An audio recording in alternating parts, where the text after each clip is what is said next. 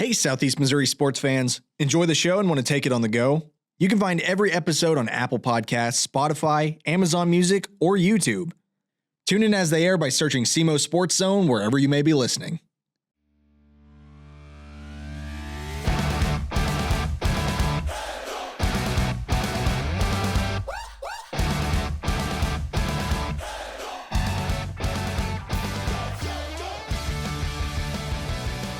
Welcome to the SEMO Sports Zone presented by A-Corp Sports. You're listening to this right after district play. David, what did you think about this final championship round?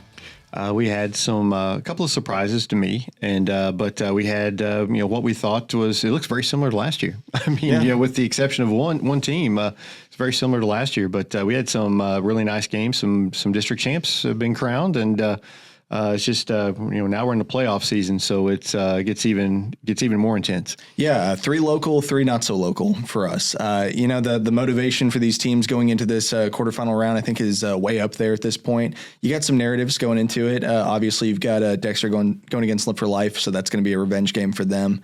It's a lot of fun. Yeah, it is. And, we got some good matchups coming up this week. I think we got a chance to see some teams advance. So anytime you get a team, I mean, we're in the quarterfinals now. Anytime you can get a team to the semifinals or, and further, that's a pretty impressive feat for a team because, you don't get a lot of those from around this area. And so let's hopefully we have multiples that get to the semifinals. What did you think about this year for football kind of in total? I think it was, dominated by the top once again. I think, we had a few really good teams at the top. And then, after that, I think there was a lot of parity. But, your Dexter, Jackson, and Cape and Crothersville, I think those 4 around our area just kind of were heads and tails above everyone else. And I think everyone else, a lot of parity with those teams, the Charlestons, the Portagevilles, the Hayties, who kind of had a lull during the year and then it really picked it up here late. I think you have just a lot of parity in that, and it was a fun year. It's been a fun football season. A lot of games that kind of went a little bit differently than what we thought they would go, but it's been a lot of fun. But again, I think this year the same kind of teams last year that dominated, I feel like they were the ones that dominated this year. And high school sports, they're in that 4-year cycle. Who's coming in, who's leaving. Do you think next year it's going to kind of be more of the same, or do you think it's going to be shaken up a bit?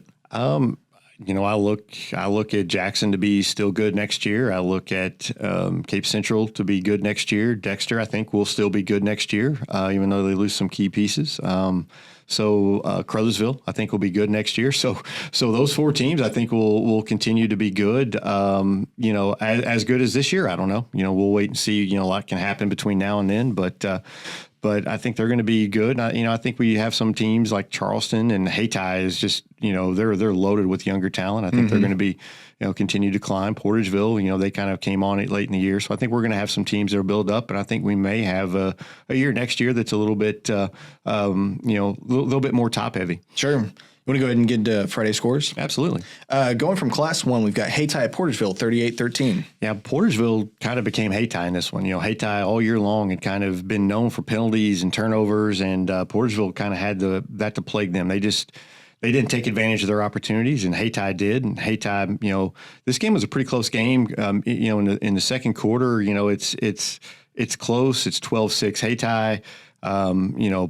Hayti's kind of driving. Portageville has an interception. It just goes off the fingertips. Hayti's Javante Payne makes a great catch and scores, and that kind of changes the game. Portageville still drives it down the length of the field and then throws a pick 6 right before the half. And it's just those 2 plays. Have they, if they kind of went a different way, maybe you have a different game. But Hayti took advantage of those opportunities and was able to put this game away. I think 2 very good football teams. Hayti is peaking at the right time. They are really good. They have athletic ability all across the field, and the speed that they have is going to be tough to match in Class 1.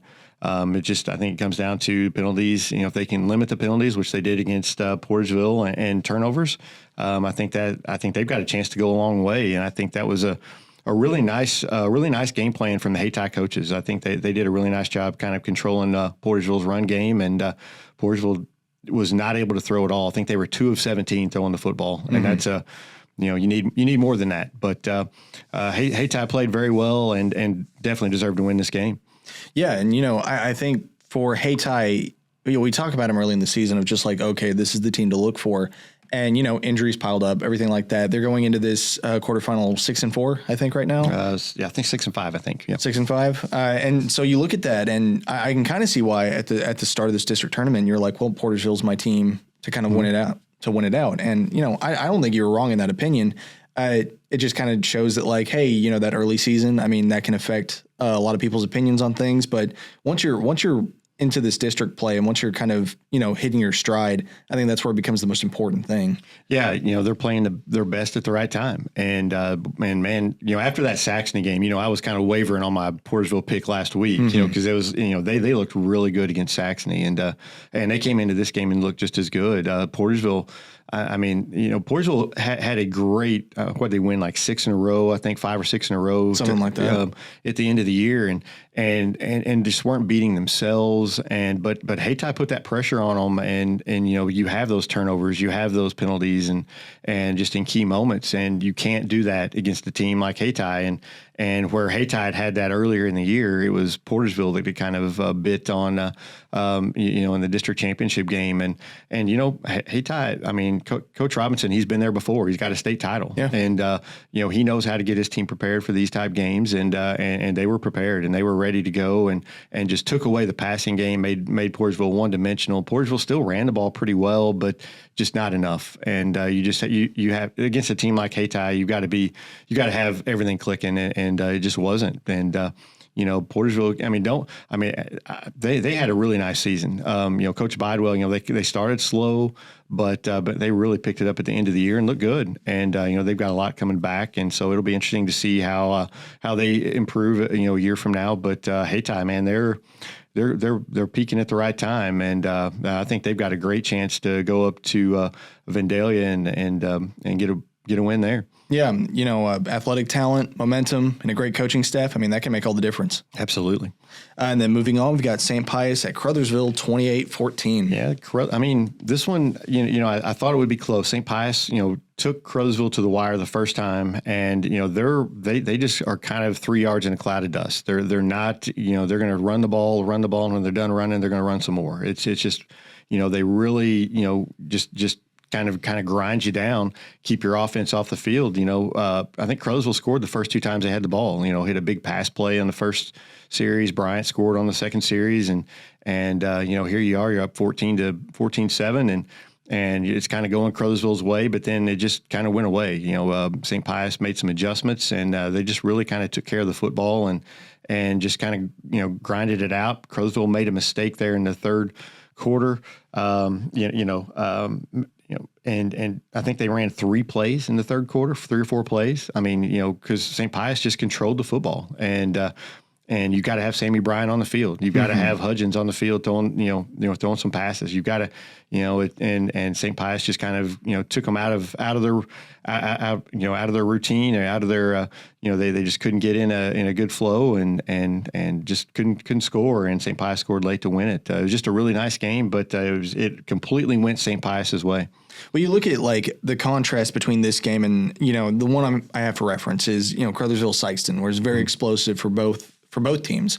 Once you get into this position where your offense kind of gets stymied a little bit and you kind of get shut out and shut down, I mean, that's something that Crothersville really doesn't face that often. Yeah, the teams that actually had a lot of success against Crothersville were the teams that kind of slowed it down a little bit, kept their offense off the field, kind of stymied that run game, limited their possessions.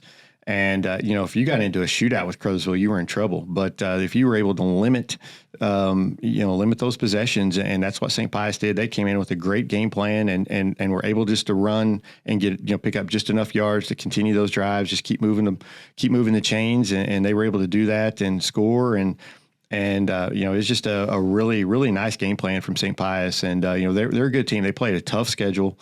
They were ready for Crothersville and to go on the road and make that long road trip. And And Crowsville should not hang their heads. They've had a great year. Another year that they lose in the district championship game, you hate that. But they're just right there. They just got to just a little bit more to get over that hump and get that district championship. It's been a while since they've had one, and I know that they were wanting it down there, but St. Pius just had a great game plan. Was the better team. Ideally for Crothersville too. What do you take away from this going into next year? Because I don't know how many seniors they're losing again, but that was a big question from last year. What do you lose? What do you keep? Mm-hmm. Yeah, it's kind of the question with every year. You never know. Obviously you lose Sammy Bryant, and he's been a huge part of their offense the last 2 years.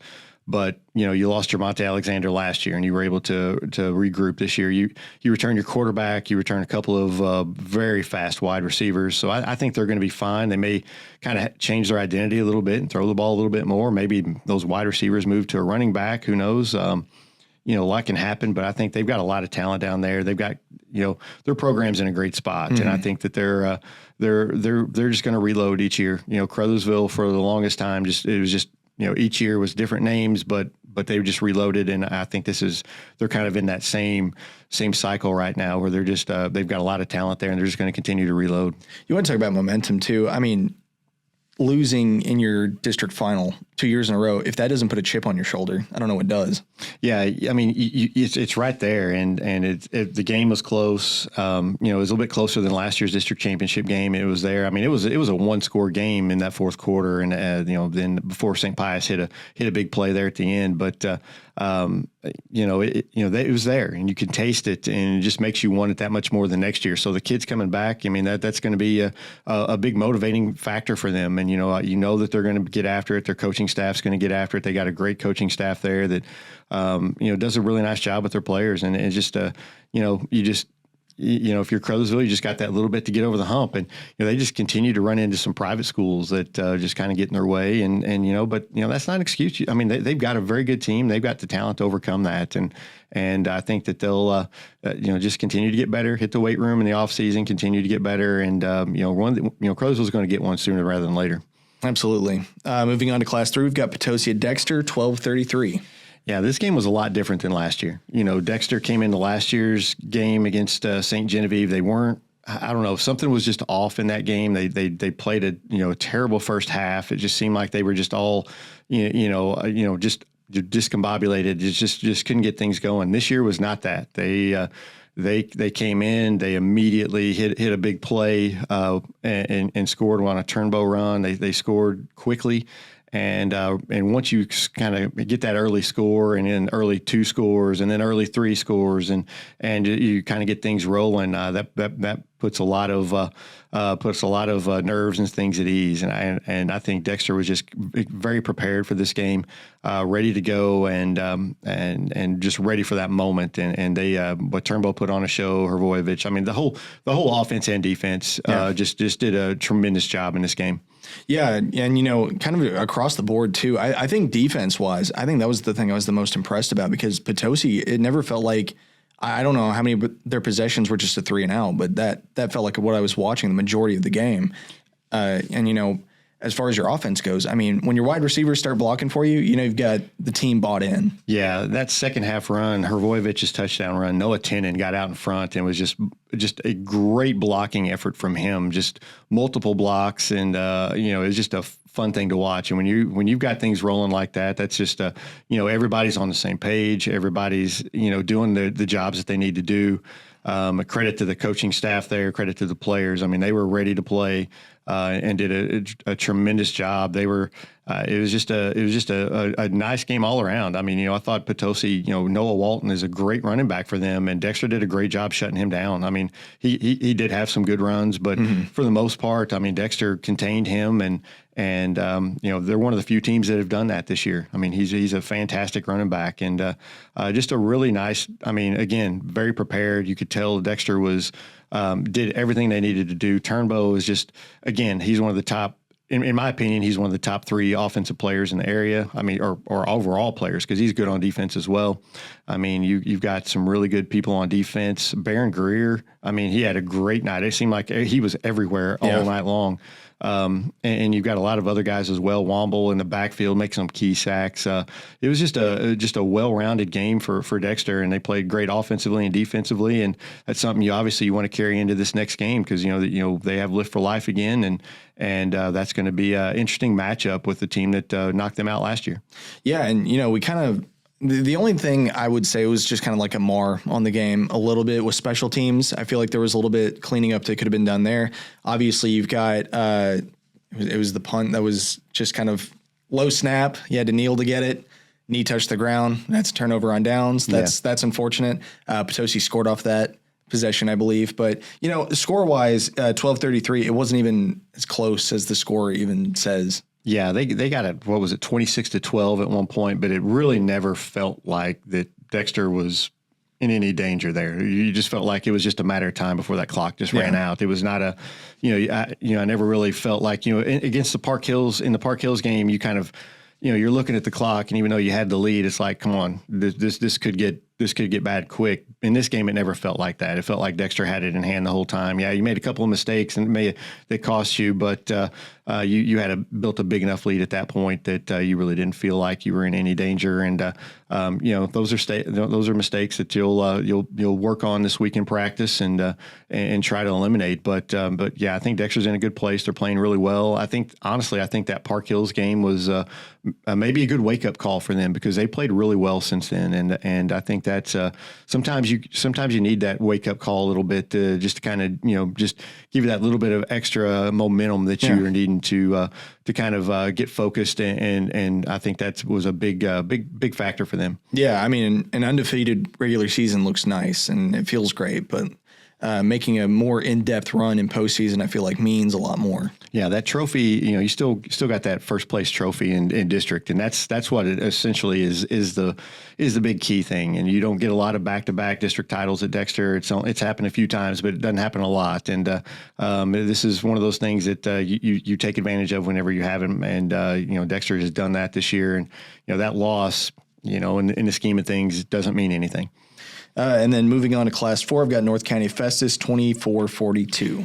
Yeah, Festus we thought was going to win this game handily, and they did. North County, though, kudos to them because they started off really slow this year. They were a lot like Portersville, started off really slow, but they really picked it up at the end of the year and are a very good football team. They knocked off Sullivan in their last game of the year, and that's who Festus is going to have next. So, a 6 seed making it all the way to the district championship game. So kudos to them and Coach Jones up there. He does a really nice job. And so really, kudos to them. But Festus is just really good. And I think they're primed to make a deep run in these playoffs. I think they'll take care of Sullivan, on Saturday.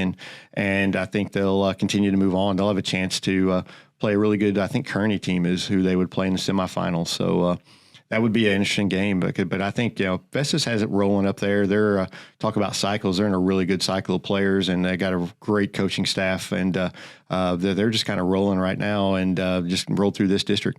I'd love to see Festus play more. Obviously, down in this area, we don't really get to see them that often, but they look good, and score wise, everything I've seen. I mean, this tournament was kind of chalk for them, so. Obviously, you got something popping. Yeah, their coach is a former Mizzou player and just does a great job with them. And their offense is humming. They can score against anybody, as they proved against Jackson. They can score against anybody. So, we'll see what they can do in these playoffs. There's some good teams in front of them, but I think they've got as good a chance as anybody. And then for Class 5, we got Cape Central Farmington 0-21. Yeah, this is the one that surprised me, and didn't necessarily surprise me that Farmington won. That was obviously they'd beat them earlier in the year.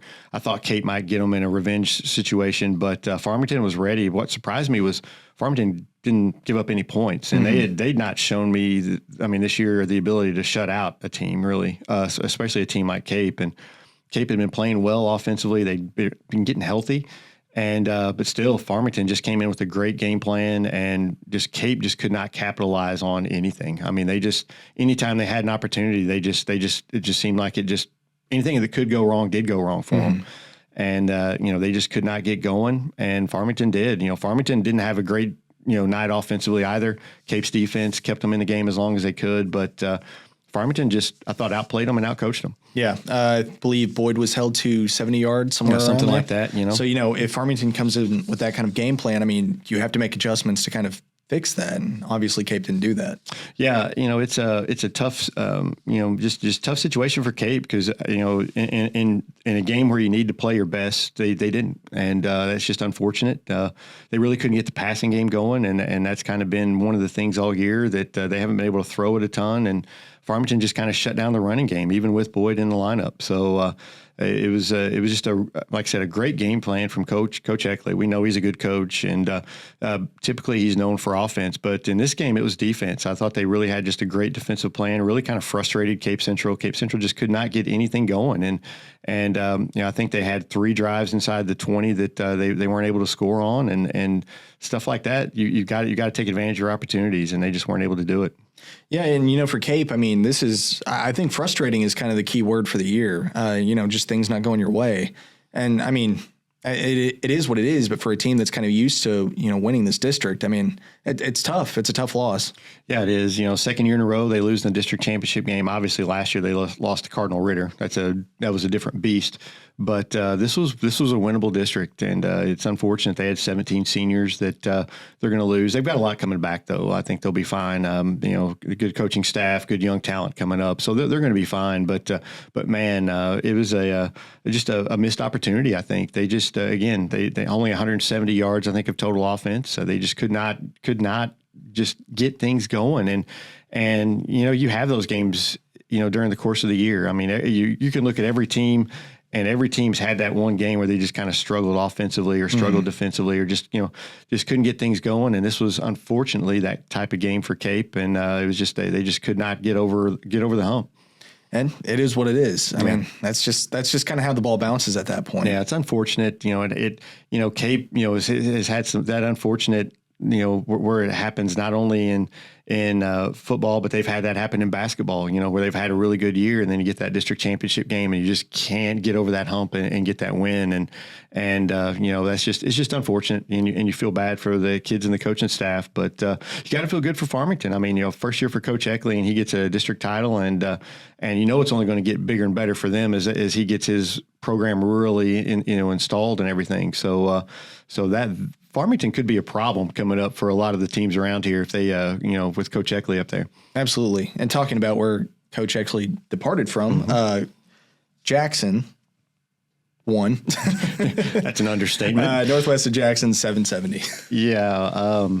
Northwest got the Southeast Missouri experience. Yeah. Jackson did what they've been doing to all the Southeast Missouri schools and just put a number on them. Do you remember when I said kind of when district started that, hey, maybe this is when Jackson's going to start feeling the squeeze a little bit? Mm-hmm. I don't think I was right about that. Yeah, that didn't happen.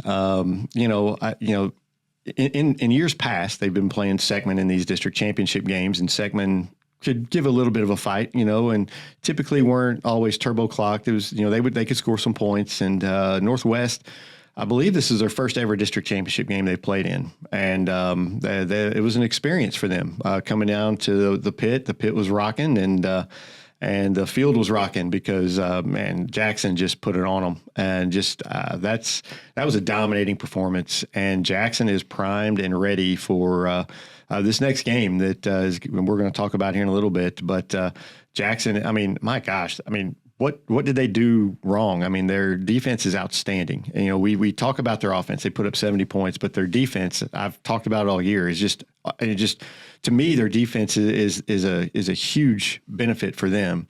And then, I mean, offensively, I mean, Drew Parsons only had 150 yards.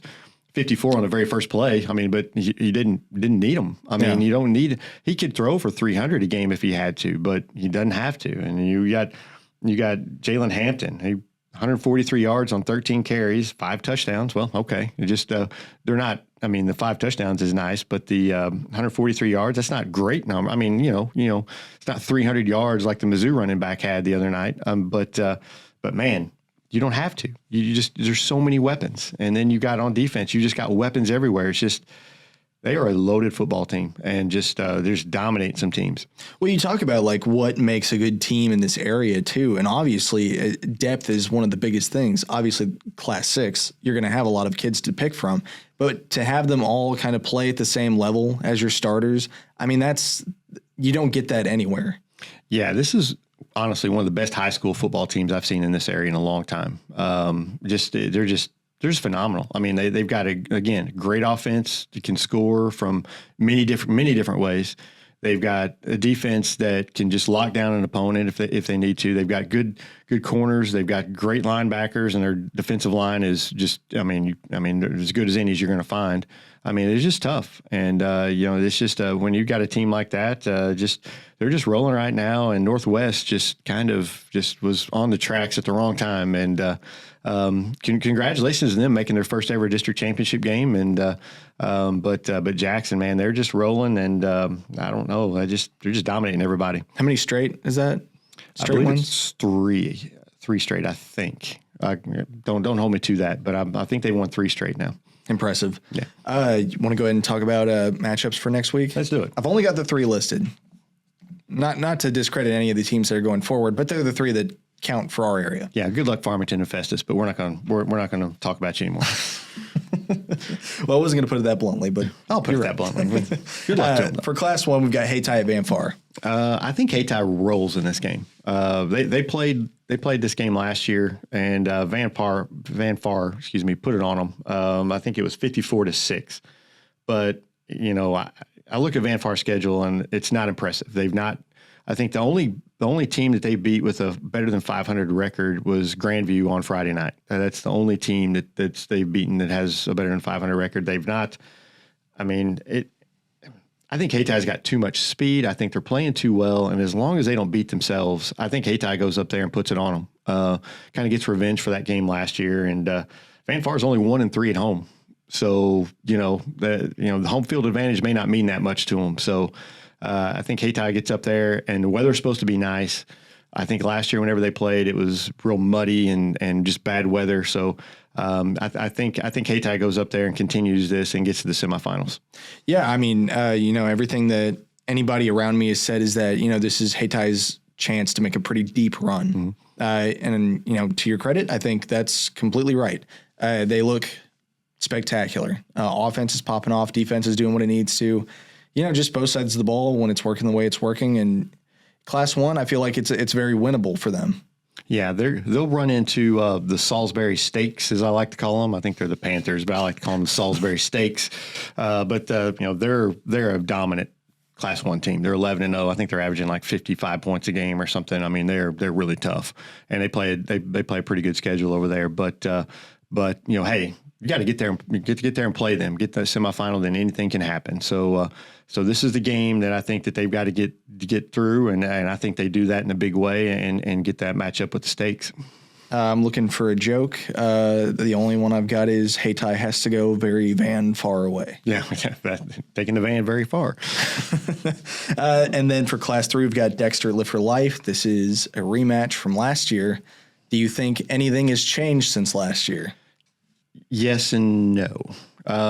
I do think Dexter has a better chance in this game for a couple of reasons. Number one, I think that they're healthier. I think last year Dexter kind of went in. They had a couple of key guys that were banged up. I think they look pretty healthy this year. I think pretty much mostly from what I know anyway, most of they're pretty healthy. I like Dexter's run game this year. Obviously last year they had a great run game as well, but I like Turnbow, in Hrvojevic. I like that with a 1-2 punch, and with Geatley able to throw the ball when he needs to. This offensive line is playing very, very well right now. We had a conversation before we went on. Is this offensive line this year better than last year? And it very well could be. I mean, both of them are very good offensive lines. Defensively, I think that, Dexter's got their work cut out for him because Lift likes to throw and get it out to those fast wide receivers. And once they're out in space, they're tough to track down. And you've got to really stay in your zones and really kind of contain that speed. But I really do think Dexter has a better chance this year than they did last year. Plus, seeing them before, having seen them played against, most of these guys have played against them. They know what to expect. And I think that plays into it as well. As long as the and motivation, they beat you last year and beat you pretty bad. So I do think Dexter has a better chance this year than last year. I think Dexter can make a game of this. And if you get in the game in the fourth quarter, then it's anything can happen. And I think that's for Dexter. I think that's a big thing. If they can just not turn the ball over, get in the fourth quarter and have a game, I think they've got a chance. See, I think the thing about Dexter this year is that you've got your prolific names. But then you've got all these guys that are also doing just as much work and they kind of go unnoticed. But I think that's not to Dexter's detriment either. I feel like you've got more consistency this year than you do have last year, I would say. I don't know if I'm wrong about that, but from what I've seen, from just judging off that Potosi game, this is the template. This is where Dexter wants to be. And you've got so many people, like defense-wise. I mean, I don't feel like there was as big of a threat for safety as Lovelady is right now. I feel like he's popping off at the right time. When he gets an interception, it's at a crucial point, everything like that. So I feel like as far as line play goes too, I do think this is a better Dexter team than it was last year. I feel like that was the biggest question mark coming in. Is the offense going to be able to pop off as much as they want to with line play? And I think they have. They've had the opportunity. Yeah, there's a lot of merit to that. I mean, it's tough to compare one team to another, and they're both very good football teams. This team right now, like I said, is healthier. Plus, you have that experience factor. You've been to this state quarterfinal game before. You were there last year. It's not new this year. You're going to be at the exact same field you were last year. Like everything, everything is the same as it was last year. It's just you have that ability now to right your wrong from last year and move on. And I think that's a big thing for Dexter. I really do. I really think that Dexter having that second chance, and the coaches can use it all week. Hey, the second chance, they beat you 50-12 last year. This is your opportunity to put that out of your mind and move forward. I think they're going to be preaching on that all week.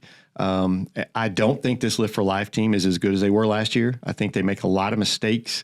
Watching the Cape Central game, they had a lot of penalties, a lot of turnovers that they've had this year. I mean, they've got a great quarterback, Phoenix Isaiah. He's thrown for over 2,600 yards this year. I mean, in my opinion, they throw way too much because they've got some really good running backs that they don't use as much as I think they should. But let them throw all they want. Be ready for that. And I think Dexter, like I said, I think Dexter has a chance.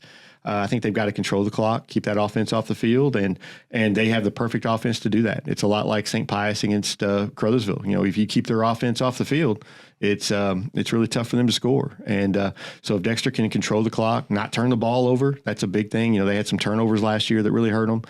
Not turn the ball over, not have any penalties in key plays. I think it's a big thing. And I really do think this, Dexter's in for a battle with Live for Life. I think it's going to be a good football game. The only thing I'm looking at that really just kind of seems a little bit telling to me is Live for Life beat Valley. And Valley is kind of a monster around these parts, I would say. Yeah, and Live for Life, they put it on St. Genevieve pretty well as well. St. Genevieve jumped out in that game 21-0, and Live for Life said, okay, well, we're going to start playing now. And Live for Life has that ability. That's the thing, that they have a ton of ability. And whenever they turn it on, they're tough to stop. And, I think even late in that game against Cape, Cape, they kind of flipped a switch, and then all of a sudden here they start playing really well. I'm like, they've done that a lot this year in their schedule. I've kind of followed them this year. They play a tough schedule, and they've had that ability just to flip a switch and, start putting up a lot of points real quickly. And Dexter's got to stay away from that. You can't get in a track meet with them. You cannot. I do not think Dexter can win a track meet. Well, I think that's one of the things, too, to think about is that Cape game, I feel like, was decided by penalties. I mean, I don't expect Live for Life to go 100 yards backwards on flags anymore. I feel like that was, when you talk about a game that's just like, okay, you get a game that just doesn't, things don't work out, everything's off kilter. I think that might have been that game for Live for Life. Yeah, and I think the key to that is Cape was frustrating them and making them make some mistakes with some of that frustration. And you've got to, I know Coach Jamerson and Coach Gibbs. He used to coach with Coach Gibbs. I'm sure he's called up Coach Gibbs. Hey, what did you guys do to kind of to stop them? I'm sure there's been a lot of phone calls, or if there hasn't, there's going to be, a lot of, helping with that game plan of, how did you try to stop them? Because honestly, Cape's about the only team on the schedule that's really stopped Live for Life. And like you said, penalties played a big part in that. Live for Life kind of stopped themselves with some turnovers and penalties. And you know, if you're Dexter, you want those turnovers and penalties. You want Live for Life to have a game like that. But for me, I think Dexter is the most important thing. Just control the clock with that run game.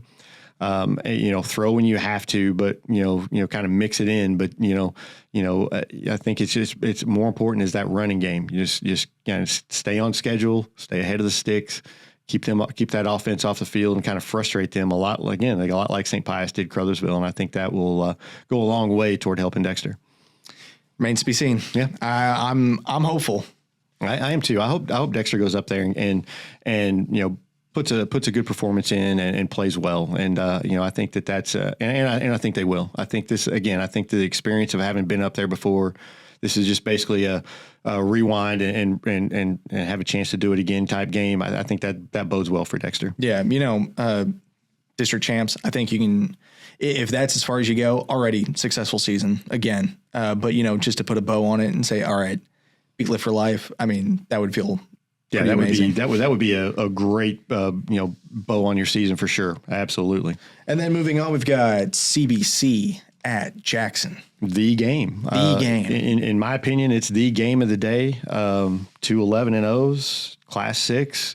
It's kind of the matchup everybody wanted from the start of the year. I mean, you've got a loaded CBC team, a lot of D1 talent there. You've got a loaded Jackson team, some D1 talent there. Both teams average over 50 points a game. I think I'm sure you saw the score of the CBC over on Friday nights, 76 or 77-62. Yep. Basketball game. Yep. Actually, a lot of basketball teams don't score that many points. Just everything you want. I mean, it's everything you want. Two great offenses. Honestly, I think Jackson has a better defense. I mean, just looking at the scores for the games and stuff this year, I really feel like Jackson has a better defense than CBC. Now, can Jackson slow them down enough? I mean, CBC may have the better offense. They've got a great one. I mean, they got Nick McClellan at quarterback. I mean, he's unbelievable. He's thrown for over 2,200 yards and ran for over 1,200. I mean, that's a pretty good in 11 games. I mean, this is ridiculous against the talent that they're running up against. I mean, he's a D1 guy. We're going to be seeing him on Saturdays. And they got a running back named Vic Williams, who's just as good. He's ran for like 1,500 or something. And I mean, they're loaded. I mean, they are absolutely loaded. Now, can Jackson slow them down? That's going to be the question. And I really do believe Jackson's defense can slow them down, but can Jackson's offense keep up? Because, I mean, CBC is going to score. Yeah. I look at this entire year, and I feel like it's been Jackson played Cardinal Ritter, and then everything else, and then now. Jackson's defense, as much as we praise them, have they been tested? I think that's the biggest thing. And that's a great question. I mean, they've looked great against some of these teams. They gave up 28 to Festus, and I look at that and I'm like, well, CBC is a different beast than Festus. I mean, just to be honest, not to slight Festus. Festus is a really good team, but CBC is a different beast. And Nick McClellan is a player. He's a very, very good player. And they've got good players across the board. I mean, I'm a Notre Dame fan. I've Jeremiah Love, who's the best running back in the country. Where did he go to school? He went to CBC. I mean, they've got players now. Yeah. I mean, they've got players, and these are big time players, and they're coming into the pit. And they played a couple of years ago, and Jackson had the lead at halftime and gave it up in the second half. But this is a much better Jackson team. I think this is honestly, and I say this, and I'm probably going to regret it, but I think it's a coin flip game. I really do. I think that I'm like because I do believe Jackson has a better defense than CBC. I really do. But CBC's offense is really good. So I don't know. I don't know what to think about it this game. I just know it's going to be an entertaining, fun football game. It's going to be probably the most electric game in the area, like bar none. It's two massive like titans of football coming together. Kind of, they've been on this crash course all year. Everybody's kind of been expecting it, and now that it's finally happening, it's just like okay, where does this go? And for Jackson, like you said, it's at the pit. Got a good defense, got a good coaching staff. I think they're going to prepare for this game as much as they can. But man, if it's not just a see what happens on Saturday kind of game. Yeah, it's a game I wish I was going to be at. Unfortunately, I'm going to be on a plane, but I really. I really think this is going to be just a fantastic football game. I go back to the early 2000s when Jackson had Mario Whitney, who was a really, really good player, went to Mizzou. And they played Hazelwood East. It was has the same feel as that game, and that place was electric for that game. And Hazelwood East pulled it out in the end, but it was a great football game, and that's exactly what I expect for this. I think there's going to be a lot of get there early because that place is going to be jam packed, and it's going to be just a lot of fun. And man, it's a game that if you have nothing to do on a Saturday, I would get to the pit and watch that game, because it's going to be, you're going to see a lot of good football talent in that game, a lot of talent that's going to be playing on Saturdays. Absolutely. All right, David, that's all I've got for listings. Anything else? No, just can't wait to see what happens in these games. And man, it's going to be a lot of fun. These are three games, and I think all of our teams have a chance. I think they all have a chance, and that's all you can ask for at this time of year is just ask for a chance and see if you just try to play the best you can and get that win. Absolutely. All right, that's all I got. So this has been the SEMO Sports Zone. We'll catch you next time. Thanks for watching.